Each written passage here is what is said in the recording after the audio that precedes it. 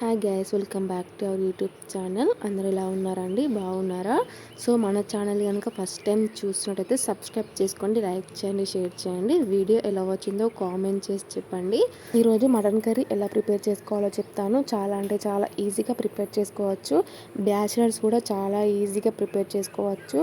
So ఒకసారి try చేసి చూడండి. ముందుగా మటన్ని ఒక 2 టైమ్స్ వాష్ చేసి పెట్టుకోవాలి నీట్గా. మటన్ని వాష్ చేసిన తర్వాత అందులో ఒక కప్ కర్డ్ని యాడ్ చేశాను. తర్వాత టేస్ట్కి సరిపడా సాల్ట్, అలాగే రెడ్ చిల్లీ పౌడర్ కూడా యాడ్ చేశాను. సో నేను 1.5 స్పూన్ వేసుకున్నాను. ఎంత క్వాంటిటీ కావాలో అంత వేసుకోవాలి. కొందరు స్పైసీగా తినేవారు ఉంటారు, కొంచెం మామూలుగా తినేవారు కూడా ఉంటారు. సో వాళ్ళని బట్టి వేసుకోవాలి. తర్వాత ధనియాల పొడి కూడా యాడ్ చేశాను. ధనియాల పొడి యాడ్ చేసిన తర్వాత అందులో కొంచెం పసుపు కూడా యాడ్ చేశాను. తర్వాత అందులోకి ఒక స్పూన్ అల్లం వెల్లుల్లి పేస్ట్, అలాగే కొంచెం ఆయిల్ కూడా వేసుకొని మొత్తం ఒకసారి మిక్స్ చేసుకోవాలి. ముక్కకంతా పట్టే విధంగా మిక్స్ చేసుకోవాలి. సో ఇలా నేను చూపిస్తున్న విధంగా మిక్స్ చేసుకోండి. హాఫ్ అన్ అవర్ వరకు ఉంటే ఆ స్పైసెస్ అంతా ముక్కకు పట్టుకుంటాయి. సో ఇలా ఒక హాఫ్ అన్ అవర్ వీటిని అయితే పక్కకు పెట్టేస్తాను. నెక్స్ట్ కర్రీ ప్రిపేర్ కోసం ఆనియన్స్ అండ్ మిర్చి కూడా కట్ చేసుకొని పెట్టుకోవాలి. సో వాటిని కూడా కట్ చేసి పెట్టేసుకున్న తర్వాత ప్రాసెస్లోకి వెళ్ళిపోదాం. సో స్టవ్ మీద కుక్కర్ పెట్టేసి కుక్కర్ హీట్ అయిన తర్వాత అందులో సరిపడా ఆయిల్ వేసుకొని ఆయిల్ హీట్ అయిన తర్వాత ఆల్ మసాలా ఇంగ్రీడియంట్స్ యాడ్ చేసిన తర్వాత అవి కొంచెం గోరనివ్వాలి. తర్వాత అందులోకి మనం ముందుగా కట్ చేసి పెట్టుకున్న ఆనియన్స్ అండ్ మిర్చి కూడా వేసుకొని కొంచెం కలర్ చేంజ్ అయ్యే వరకు ఉంచుకోవాలి. సో వన్స్ కొంచెం కలర్ చేంజ్ అయిన తర్వాత మనం మ్యాగ్నేట్ చేసి పెట్టుకున్న మటన్ని కూడా వేసుకోవాలి. సో వేసుకొని ఒకసారి మంచిగా కలుపుకోవాలి. సో ఆయిల్ అంతా కలిసే విధంగా కలుపుకోవాలి. సో ఇలా కలుపుకున్న తర్వాత ఒక 2-3 మినిట్స్ మీడియం ఫ్లేమ్లోనే ఉంచేయాలి.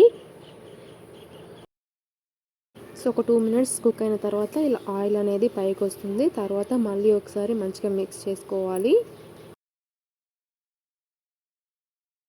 తర్వాత అందులోకి కొంచెం అల్లం వెల్లుల్లి పేస్ట్ కూడా వేసాను.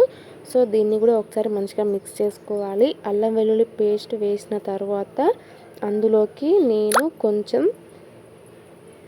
రెడ్ చిల్లీ పౌడర్, అలాగే కొంచెం సాల్ట్ కూడా యాడ్ చేశాను.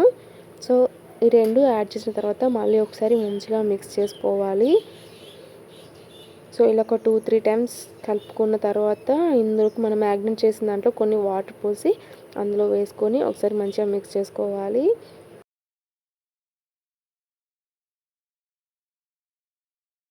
ఒక 2 మినిట్స్ తర్వాత అందులోకి సరిపడా వాటర్ని యాడ్ చేసుకోవాలి.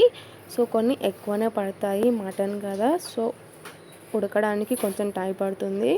సో తర్వాత మనకు ఎన్ని కావాలో అన్ని వాటర్ వేసుకొని క్లోజ్ చేసేసుకోవాలి. నేనైతే ఒక 6-8 విజిల్స్ వచ్చేరాక ఉంచానండి. సో 6-8 విజిల్స్ వచ్చేరాక ఉంచినా కూడా నాకు ఎందుకో కొంచెం ఉడికినట్టు అనిపించలేదు. సో అందుకని మళ్ళీ ఒక 2-3 విజిల్స్ వచ్చేరాక ఉంచాను. సో ఇప్పుడు కొంచెం దగ్గరికి అయితే అయింది. సో ముక్క కూడా మంచిగా ఉడుకుతుంది. సో మ్యాక్సిమం ఒక 10 విజిల్స్ వచ్చేరాక ఉంచండి. సో తర్వాత ఇలా ఒక మీడియం ఫ్లేమ్లో ఒక 5 మినిట్స్ మగ్గనివ్వాలి. తర్వాత అందులోకి పుదీనా అండ్ కొత్తిమీర కూడా యాడ్ చేసుకోవాలి. సో యాడ్ చేసుకొని ఒకసారి మంచిగా మిక్స్ చేసుకోవాలి.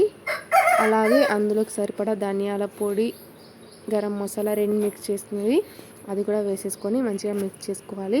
సో అంతే అండి. ఇలా ఒక 5 మినిట్స్ మీడియం ఫ్లేమ్లో ఉంచిన తర్వాత ఆఫ్ చేసేయండి. సో చాలా అంటే చాలా టేస్టీగా ఉంటుంది. ఒకసారి ట్రై చేయండి. సో ఈ వీడియో నచ్చినట్టయితే లైక్ చేయండి, షేర్ చేయండి, కామెంట్ చేయండి.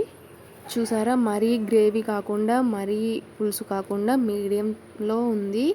సో ఐ హోప్ మీకు ఈ వీడియో నచ్చింది అనుకుంటున్నాను. Bye, thanks for watching.